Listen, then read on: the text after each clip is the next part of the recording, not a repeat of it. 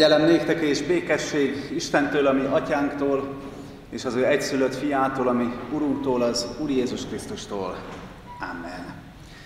Gyertek testvéreim, és esti evangelizáción kezdetén a 150. Zsoltárunknak az első versét énekeljük így fennállva.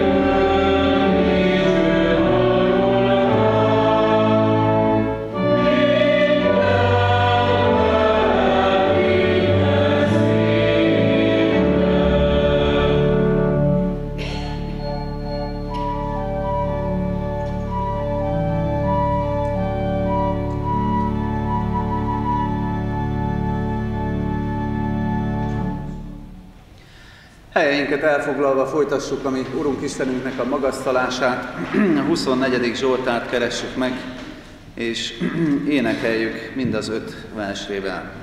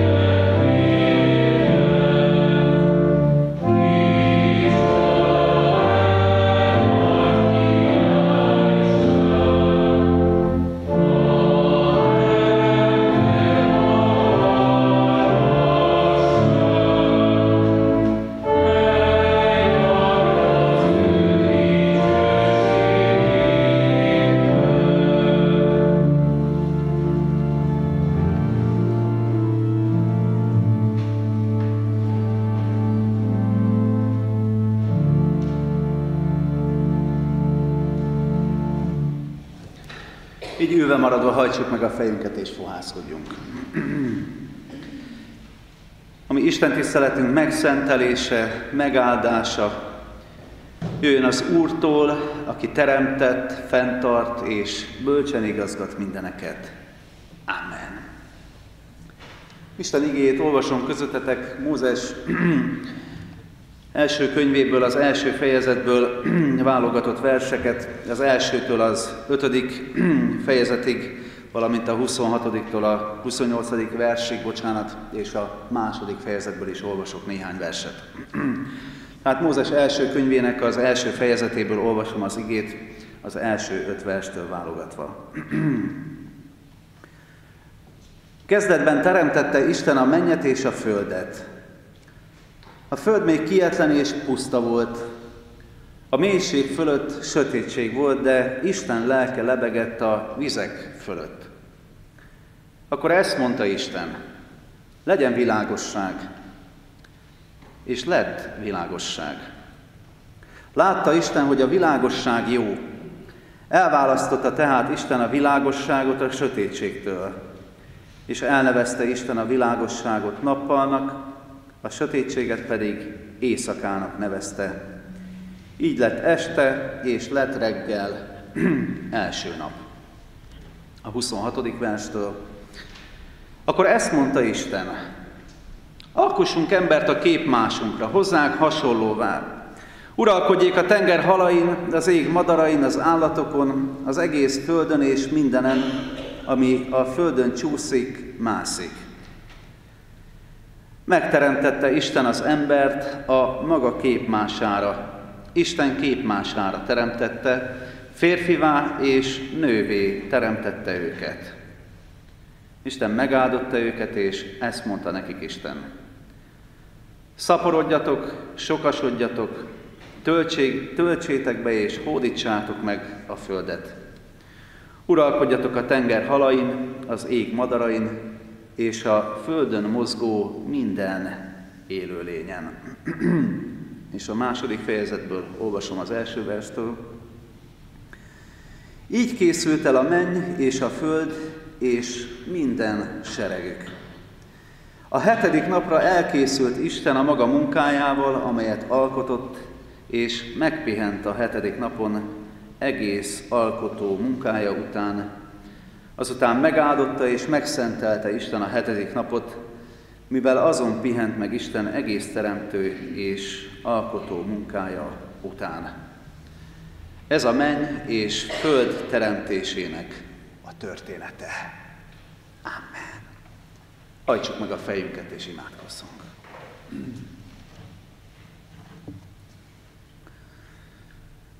Világ mindenség Ura, teremtő, mennyei édesatyánk, szeretnénk téged dicsőíteni és magasztalni. Szeretnénk téged áldani, hiszen te vagy erre egyedül méltó. Szeretnénk dicsőíteni téged a te bölcsességedért, jóságodért, nagyságodért. Szeretnénk magasztalni a hatalmadért. Köszönjük, hogy te olyan Úr vagy, aki most is közelítesz felénk, és nem hagyod magára a teremtettséget, a te művedet, a te alkotásodat. Szeretnénk téged áldani ezért. Köszönjük a te könyörülő és aláhajló szeretetedet, amivel ma is keresed a mi életünket. Szeretnénk téged dicsőíteni és magasztalni, mindazért a sok jóért, amivel gondoskodtál rólunk, akár csak így megállva most a hét közepén, és ha csak visszagondolunk, vagy akár csak erre a mai napra is, ha nézünk. Köszönjük azt a viszonylagos jólétet, békét, nyugalmat, legyen mindenért tiéd a dicsőség, és köszönjük, hogy olyan időket élhetünk, amikor megállhatunk a te színed előtt, amikor összegyülekezhetünk békességben. Mégis talán olyan nehéz megállni és rád figyelni, korunknak a sajátja ez. Kérünk, hogy könyörülj, hogy most mindent tudjunk félretenni, hiszen olyan áldás, ahol megszólalsz, ahol a te szavad hangzik. Kérünk, hogy így áldj meg bennünket rád figyelő szívvel, segíts most mindent kizárni, félretenni, nyisd meg előttünk a te csodálatos igédnek az ajtaját, hogy érthessük azt, És kérünk, hogy a mi szívünkben gyújts világosságot, távoztasd a sötétséget, és mindazt, ami nem szerinted való. Kérünk, hogy segíts előtted letenni azt, amit le kell tenni, és segíts, hogy most tényleg egyedül rád tudjunk figyelni. Így könyörülj meg rajtunk, kérünk a te szavaddal és a te lelkeddel. Fiad érdemért. Amen.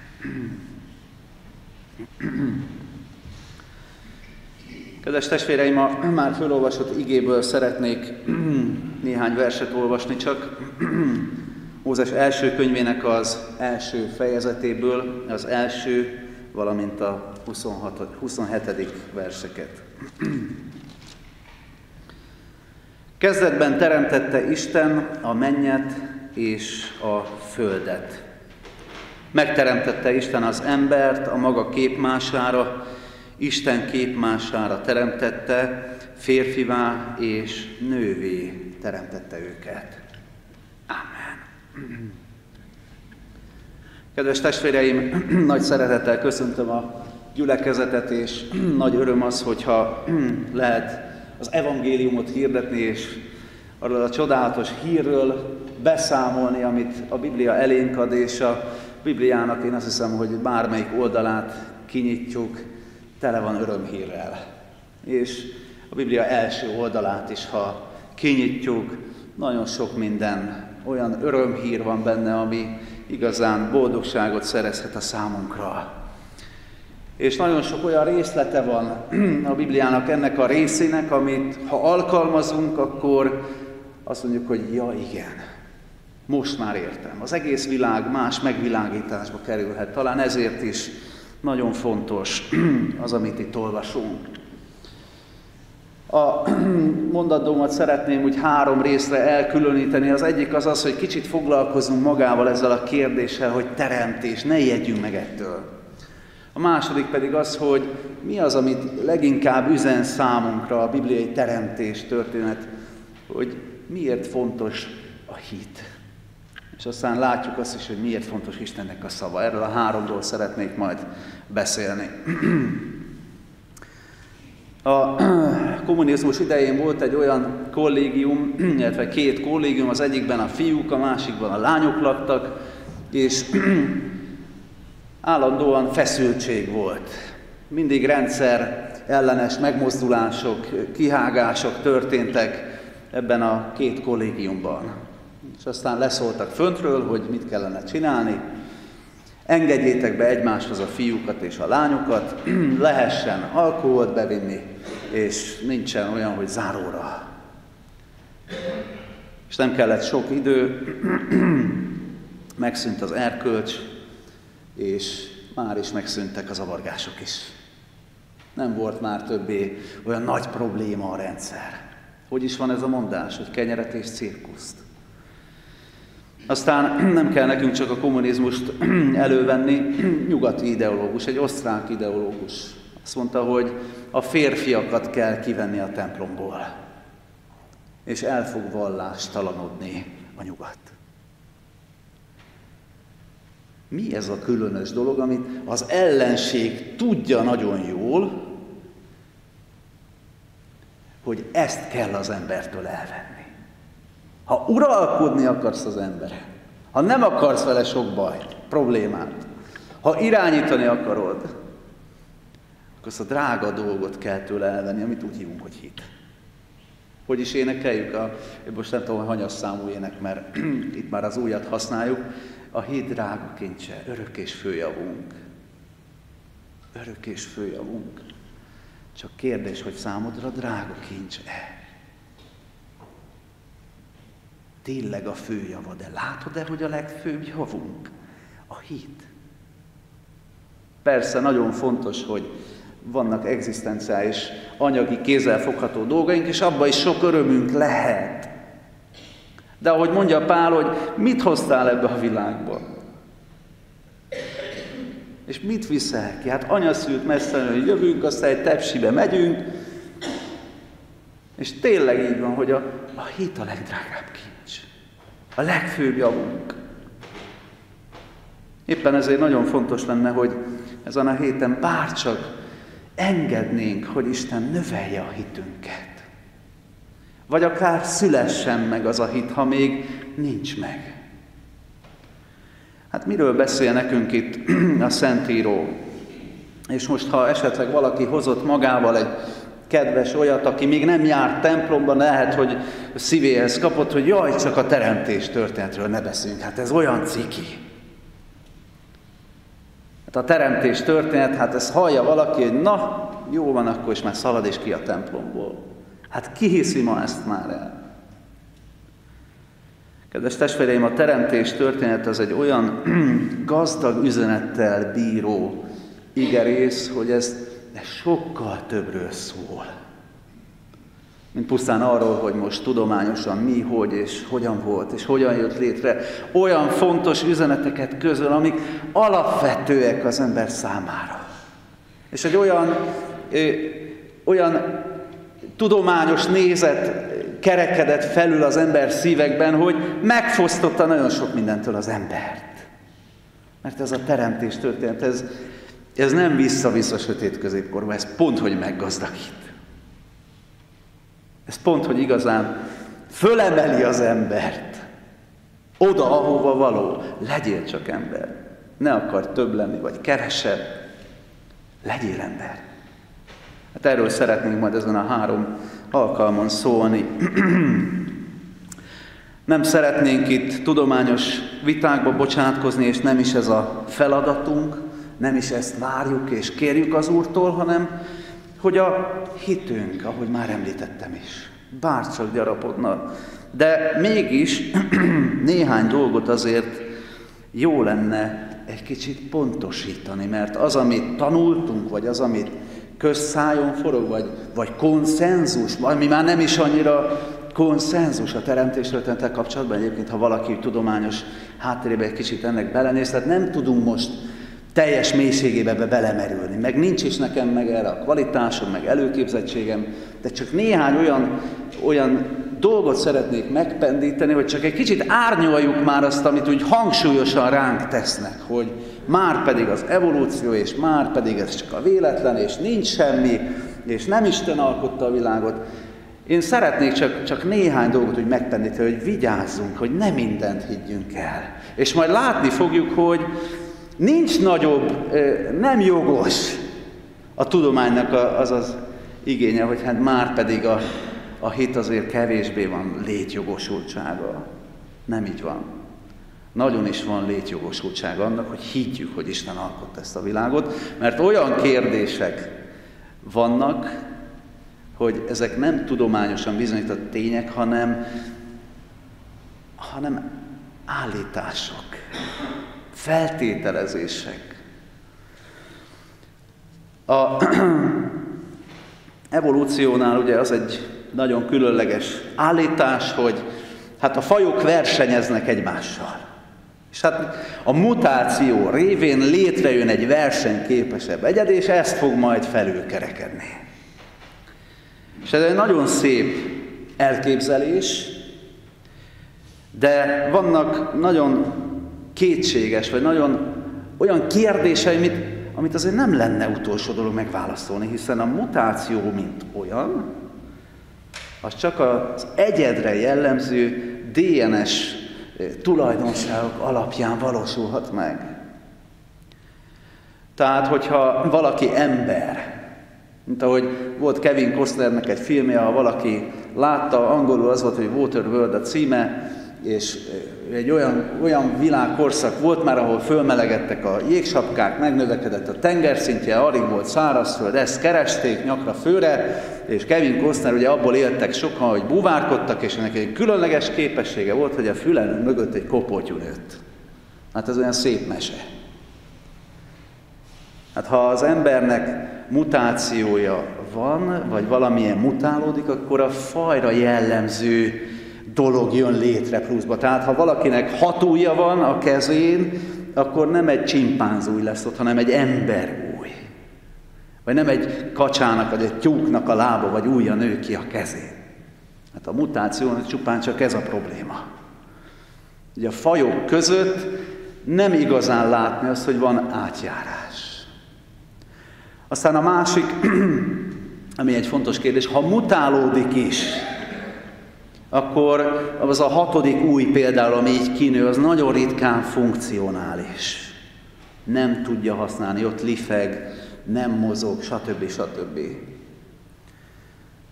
Ez az első, amit szerettem volna csak így megpendíteni, és nyilván sok minden más lehetne még pro és kontra elmondani. Ha létezik, és nyilván mikrobiológiális szinten van olyan, hogy mutáció, ezért kell a kórházakban most már ozonnal fertőtlenül, mert a hipó nem mindent visz, stb. Stb. De azt kell látnunk, testvéreim, hogy nem tudjuk, hogy Isten nem-e alkotta bele ebbe a világba az alkalmazkodó képességet. Hiszen azt mondja, hogy töltsétek be az eget és a földet, szaporodjatok, sokasodjatok, és megáldja az élőket.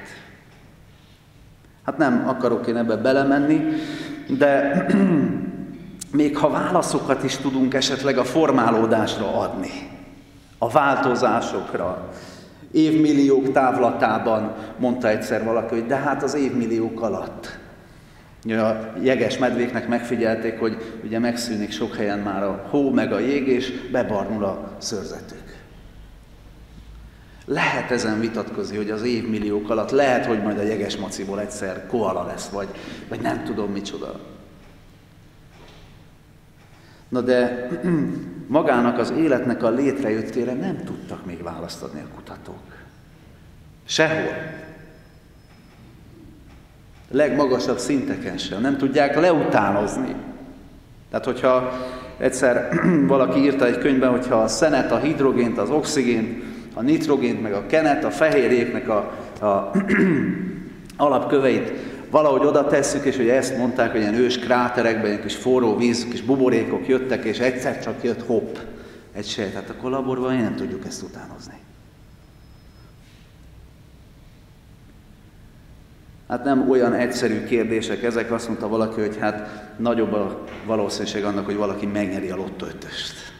Tehát ha valakinek levesszük most itt a karóráját, és a ripityomra törjük, beletesszük egy dobozba, elkezdjük rázni, ki tenne arra bármit, és hogy addig rázunk, egyszer csak újra óra lesz belőle, ami működik.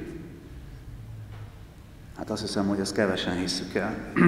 Aztán egy másik olyan érdekessége van a teremtettségünknek, úgy hívja ezt a tudomány, hogy finom hangoltság. És ez azt jelenti, hogy a kölcsönhatások, amik két test között föllép, például a gravitáció, a tömegvonzásnak a hatása, vagy atomokon belül a különböző részei az atomnak, hogy milyen kölcsönhatások, erők állnak fönt, ha csak egy picit jobbra vagy balra visszük, akkor ugrik az egész periódusos rendszer. Akkor vagy nincs hidrogén, vagy tele van minden radioaktív elemekkel. És hát azt meg nem nehéz elképzelni, hogy a gravitáción változtatunk. Hétköznapi tudósok mondják azt, hogy valamilyen fajta tudatos szerkesztés kitapintható a teremtettségen. Ezt nem mi mondjuk, papok. Nem azok, akiket lebigottoznak, meg csőlátású hívő, meg jaj, már most mit kell megint a teremtéssel foglalkozni. A tudomány kezdi ezt pecegetni. Aztán egy másik olyan téma, amit rendszeresen mindig fölhoznak, az exobolygóknak a kérdése. Ugye hasonló a mérete, mint a Földnek, az elhelyezkedése a saját csillagához képest, vagy víz található rajta. Ettől exobolygó valami. És már azt lobogtatják, hogy hú, hát mindjárt van egy másik Föld. És már az élet nyomaira, ugye ez a cikknek a címe, hogy az élet nyomai, hogy minél többen rákattintsanak, de hát aztán kiderül, hogy nincs ott élet.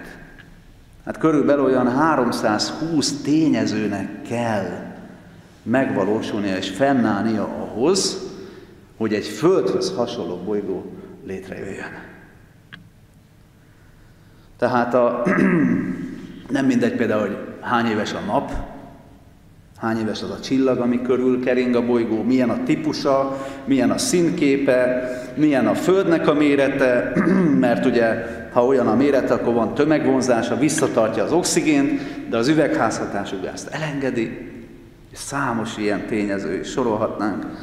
tektonikusan aktív, tehát mozognak a földkérgek rajta, emiatt van egy mágneses tere a Földnek, és ez a mágneses tér a napból érkező káros sugárzást hatástalanítja. Ha nem lenne ez a mágneses tér, akkor elsodorná a légkörét a Földnek.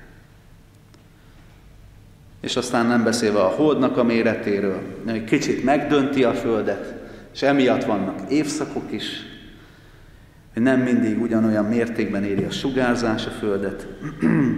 Vagy például ott van a Jupiter is, amire azt szokták mondani, hogy olyan, mint egy nagy porszívó, és minden olyat, ami veszélyeztetné a Földet, aszteroidát összeszed. Hát ahhoz, hogy pont egy ilyen bolygó létezzen, hát a 320-at egy kicsit csökkenthetjük, mert valami egymásból következik, azt mondta valaki, hogy olyan 10 a 300-on az esélye annak, hogy legyen még egy ugyanilyen bolygó. Hát ez körülbelül a viccel egyenlő. Nagyon úgy tűnik, hogy egy jól megtervezett világban élünk. Nincs nagyobb létjogosultsága az ateizmusnak. Milyen alapon, most mondjuk ilyen kicsit finomabban, hogy butázza le a hívőket a tudomány. Milyen alapon? Vagy az iskolában milyen alapon nézik ki azt a tanulót, aki köhint egyet, és az, hogy bocsánat, de én biztos, hogy nem a majomtól származom.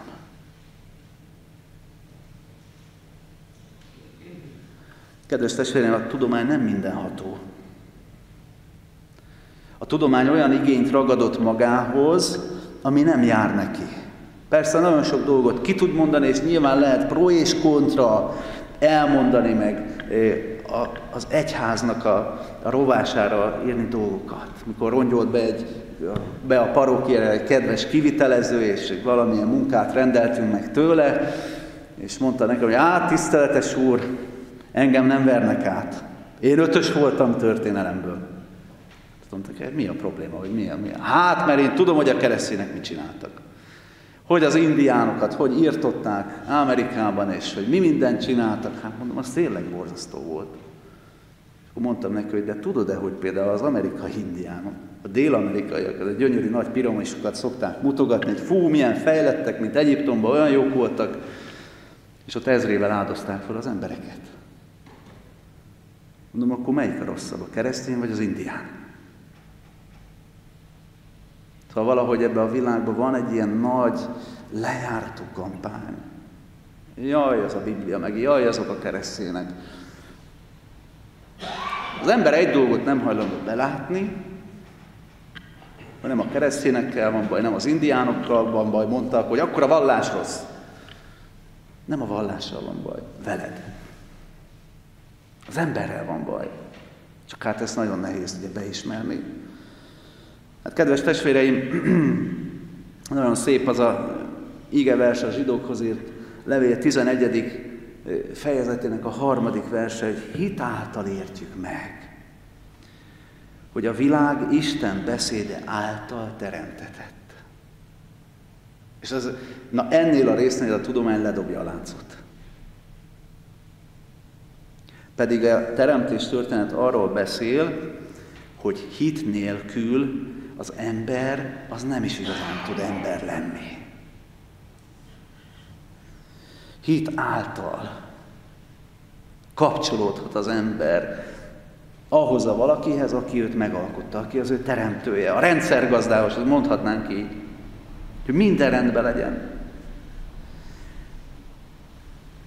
Hittel kell nekünk közelíteni, mindahhoz, amit itt írva találunk, és az nagy bizonyosságot nyer, hogy de igaz. És aki a hit útját járja, az talán meg tudja azt is fogalmazni egyszer, hogy Isten még erre is képes. Neki nem lehetetlen semmi. Én azt hiszem, hogy a teremtés történet leginkább erre akar sarkalni, hogy higgy az Úristenbe. Nézd meg, milyen csodálatosan, minden jó. Valaki meg szokta mondani, hogy minden rossz, és semmi nem jó, és mindennel baj van. És volt egy világ, ahol minden jó volt. Sőt, a végén megalkotja Isten, még a nő is benne volt. És Isten akkor mondja, hogy igen jó ez a világ. Csodálatos az, amit ő alkotott. Kedves testvéreim, az élet nem csupán finom hangoltságnak a kérdése, nem csupán fizikai állandóknak az összhangja, hanem benne van az Úristen is ebben a világban. És szeretné ezt a világot megáldani. Megáldotta az állatokat, és azt mondja, hogy megáldotta őket, és szaporodjatok, sokasodjatok. Megáldja az embert, szaporodjatok és sokasodjatok. És milyen különös, hogy jön az Úr napja, a 7. nap, és azt is megáldja. Szeretne Isten az ő áldásával, az éltető erőivel benne lenni. Isten nélkül nincs élet. Isten nélkül lehetetlen. És a te életed is akkor gyöngül, és akkor vannak kétségek, amikor talán elfelejtettél igét olvasni. Amikor távolodsz az Úrtól. Amikor kimarad az imádság. Amikor gyöngül a hit. Amikor gyöngül a kapcsolódás Istenhez. A közösség vele. Amikor rejtegetett bűneid vannak. Amit nem mersz felszínre hozni, mert lemondasz a kegyesség erejéről. A látszat még legyen meg, persze. De megvallani, levenni az állarcot, de jó ez így. Isten közösségre hív önmagával. Csak van egy kis Bibliát, majd erről holnap beszélünk, és hogy mi ennek a megoldása. Ez pedig az, hogy valami kizárt bennünket ebből a közösségből. Nem úgy van az, hogy hát jó, akkor hiszek. Nem lehet csak így odalépni Istenhez, a Szent Istenhez. Isten hitet akar adni, hát majd látjuk, hogy hogyan lehet miénk ez a hit. Egy nagy harmonikus világmindenség az, ami létrejön, és benne van a hit. A hit drága kincse. Csak kérdés, hogy neked drága kincse a hit. Mennyit ér? Mondta egyszer valaki, hogy mi járunk ám templomba, testvérem, vagy mondta azt, hogy olyan szép dolog templomba járni, és kérdeztem, hogy mennyire szép. Ezek szerint annyira nem szép, hogy minden vasárnap ott legyek. És most nem is a templom, hanem hogy az igét elővegyem, hogy imádkozzam. Szép dolog a hit, de mennyire? Számodra mennyire szép? Neked mennyit ér? A hit összeköt Istennel, és ez nem csak egy olyan hit, mint amit sportolók mondanak, hogy nagyon fontos hinni magadba, és higgyél, és a hit, és fontos, hogy higgyél abba, amit csinálsz. Mit hiszünk, vagy kiben hiszünk? Összeköt bennünket ez a hit az Úristennel, aki az én parancsoló Uram, akivel szeretett közösségben élek.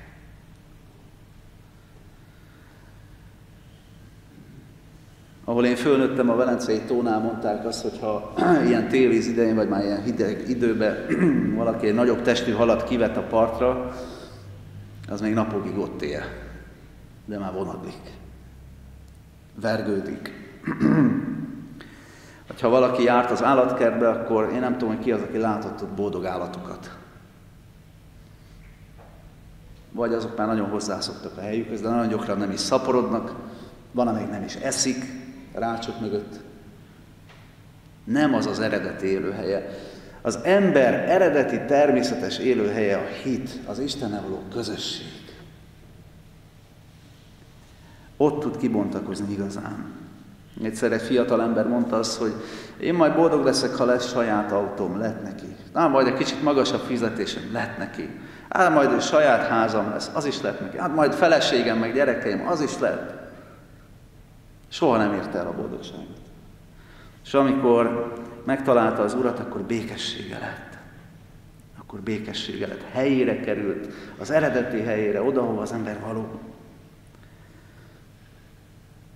Nem sötétebb tehát az, aki hiszi a teremtés történetet a következményével együtt, hanem sokkal tartalmasabb és értelmesebb életet élhet. Az ember célja nem önmaga, hanem Isten dicsőítése.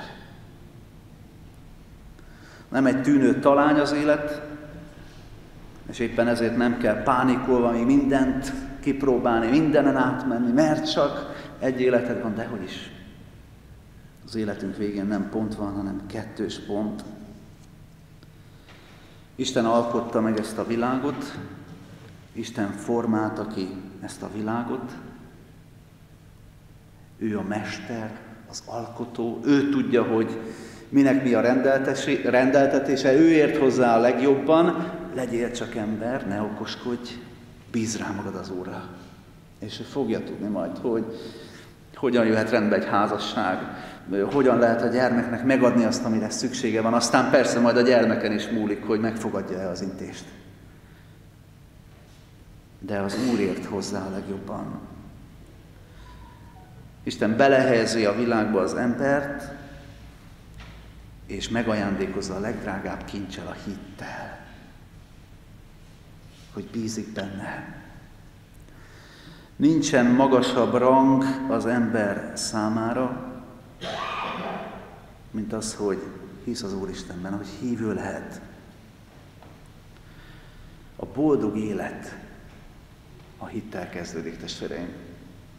Nem a sikeres élet. Hát ha valaki elkezd templomba járni, és holnap borítékkal, hogy megnyeri a lottó 5-ös, tele lenne a templom. De a boldog élet, az örömteli élet, az az élet, ami a viharokban is tud boldog lenni. Az a hiten keresztül található meg és tapasztalható meg.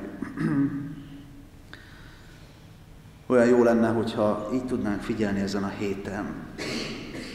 Teremtés, vigyázz, ne higgyel mindent. Nem vagy buta, ha hiszed a teremtést. Sőt, én hiszem, hogy ez emel téged föl igazán. Hol van a hited? Hol van az Istennel való kapcsolatod? Ez a legfontosabb. És csak röviden már befejezem, erről szeretnék szólni, hogy nézzétek meg, hogy Isten az igével munkálja a teremtést. A szavával alkot, a szavával áldja meg. Aztán a bűnbe esett embert mindjárt a szavával keresi, hol vagy. Aztán küldi az ő profétáit.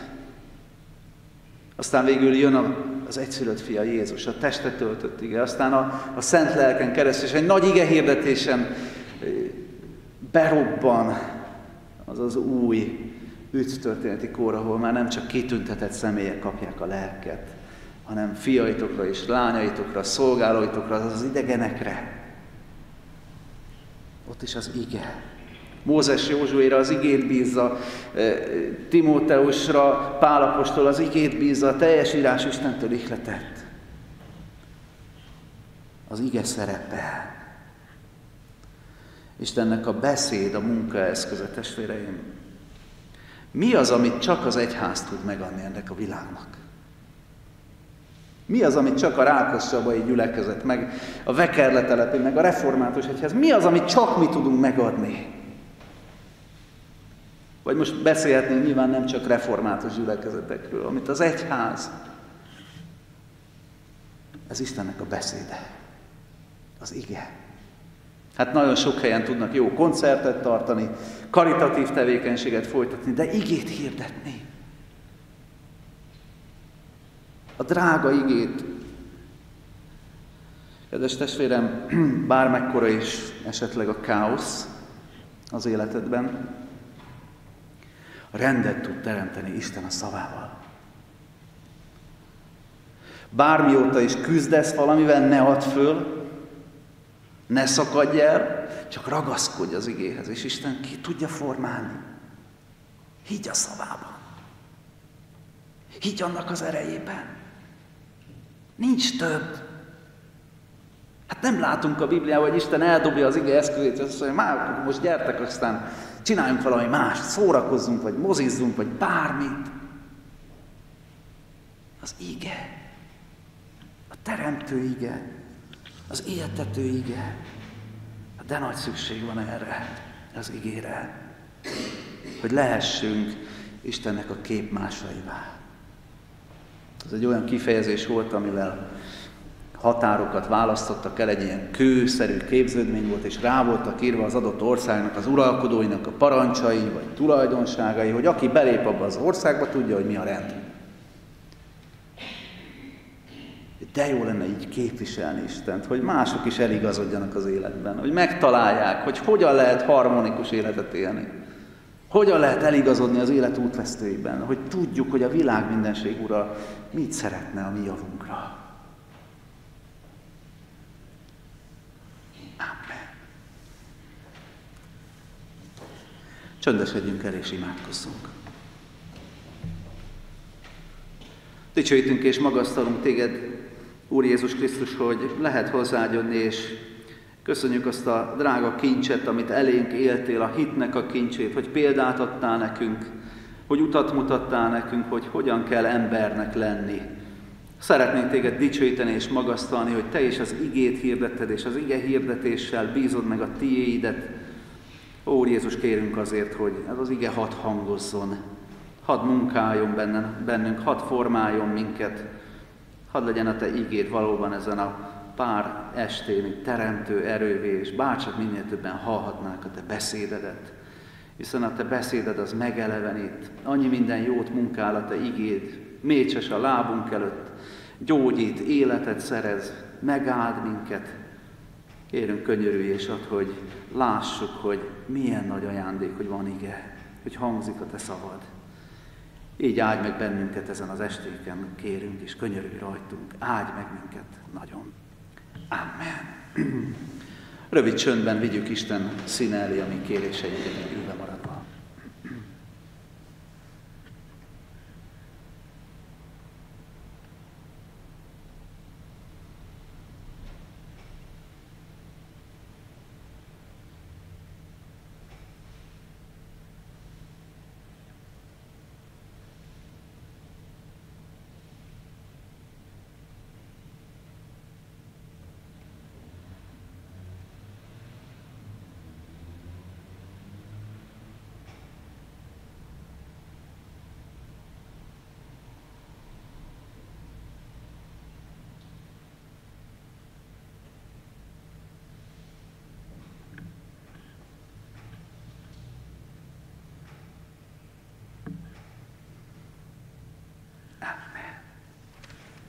Gyertek testvéreim, és mondjuk el fennállva, a mi atyánkat fennállva. És aztán szintén fennállva kérjük majd Isten áldását.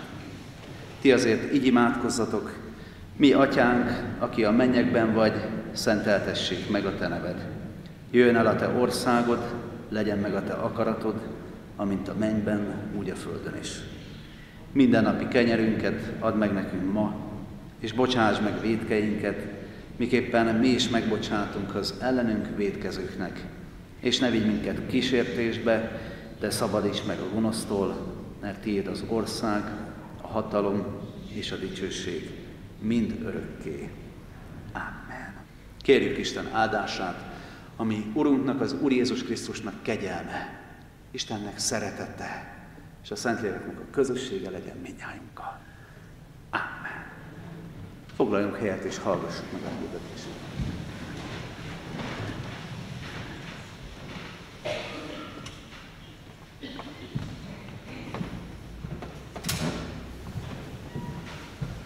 Szeretettel köszöntök én is mindenkit a mai estén, és köszöntöm Virág Balázs vekerletelepi lelkipásztort, a Budapest vekerletelepi egyházközség, református egyházközségnek a lelkipásztorát.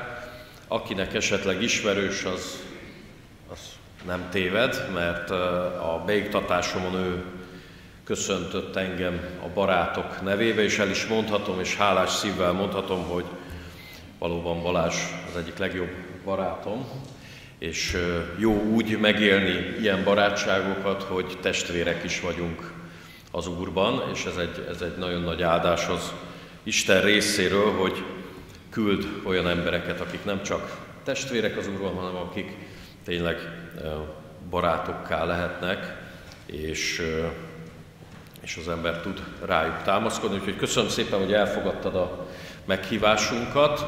Most 3 estén keresztül ő fogja az igei szolgálatokat végezni, tehát holnap is 6 órakor találkozunk itt a templomban, és szombaton is találkozunk 6 órakor, az lesz a záró alkalom, és csak a záró alkalom után lesz szeretett vendégség, és ezzel kapcsolatban szeretném hirdetni, hogy arra az alkalomra süteményeket elfogadunk, úgyhogy ha valaki szeret sütögetni, és meg is lesz rá ideje, és meg is tudja oldani, akkor nyugodtan lehet hozni, szívesen fogadjuk, és utána akkor ott a szombati alkalom után pedig remélem maradsz még egy ideig, és akkor tudunk beszélgetni